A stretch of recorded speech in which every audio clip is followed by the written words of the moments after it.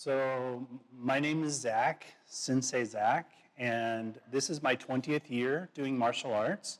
I started with karate, and then I moved into Aikido, and I've also studied boxing and Brazilian Jiu-Jitsu.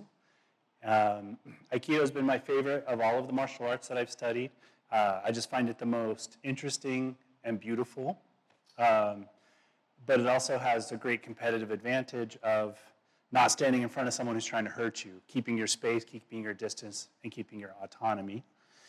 I am a licensed school teacher, so I teach special education and I teach math, like Algebra 2. And I've been teaching for like 10 years, both martial arts and school.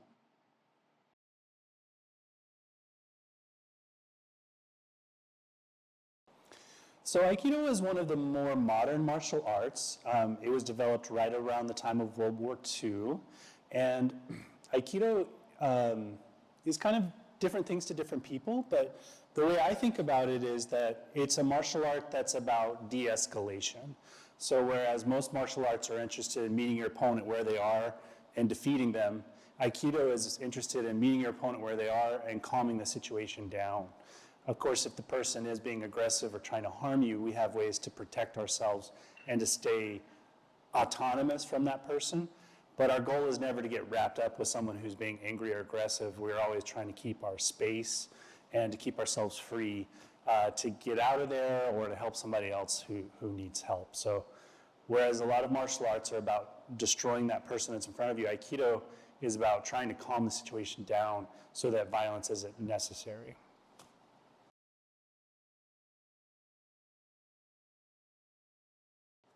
I also wanted to include a part where Aikido is not about pacifism, but we're not aggressive either, if you wanted to expand on that. Yeah, I think that's an important element because you can get into Aikido and think that it is about being a pacifist, and that is not true. Our goal is not to end life or to permanently maim, but that doesn't mean that we're not capable of protecting ourselves or the people that we love, and we train to do that, to get involved if we need to. Another key advantage that Aikido has is that we also practice with weapons. So we learn how to utilize a weapon in a self-defense situation, and we also learn how to protect ourselves against weapons if someone is attacking us with weapons. Filipino martial arts does this very well, but a lot of the kind of more traditional Japanese arts don't deal with a lot of weapons, whereas Aikido very much does.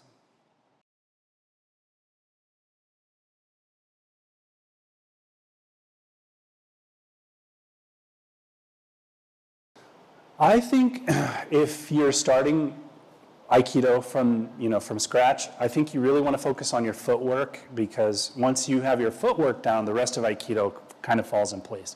A lot of people quit because the moves are kind of precise with your feet, and that's because it's based off of the sword. And with the sword, there's just a right way to move, and Aikido uses that footwork. It's kind of similar to boxing as well. So I would say focus on your footwork. I would also say keeping the minimum safety distance in mind, that wherever my arm can reach, this is as far as I ever want anyone to be in my personal space. So that's something important to emphasize as well as you're training. And then lastly, I would say just realize that getting frustrated is kind of part of the deal with Aikido. Aikido asks us to do things that we don't usually do in other martial arts or in other movement systems. So there can be an element of frustration, but in the end, that's actually a good thing to work through and not something to be avoided. It's kind of part of the process.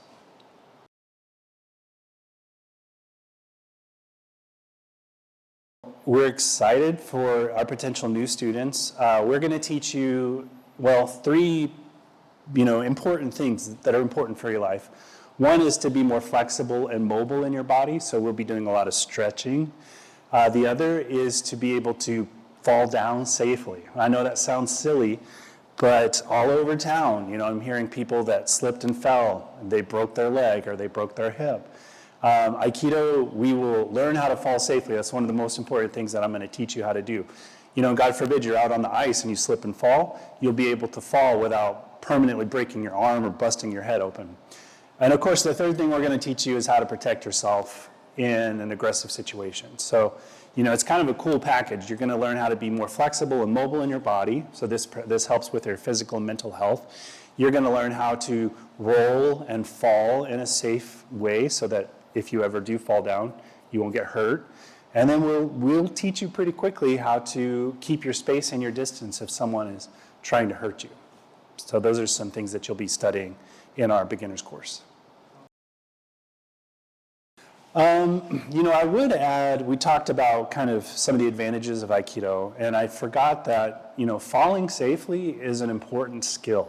It's not a skill that we're born with. It is something that you have to work at and practice, and we do that quite a bit here in the dojo. So we have this whole section of Aikido called ukemi, and ukemi in Japanese, it just means like the ability to fall. So we teach you how to slip and fall, we teach you how to be thrown, we teach you how to be tripped, and we teach you how to be shoved so that you can roll and stay safe. And of all the things I've taught my students, thankfully, none of them have reported having to, be in a big fight, but a lot of them have told me about falling unexpectedly or having to do a roll because they flew off of their bike, and instead of just hitting their head, they were able to roll and get back up. So of all the things that I've taught my students, the ukemi has been the most useful, which is kind of interesting. But that's an important part of Aikido, and probably, if you ever have to use your martial arts, it'll probably be that.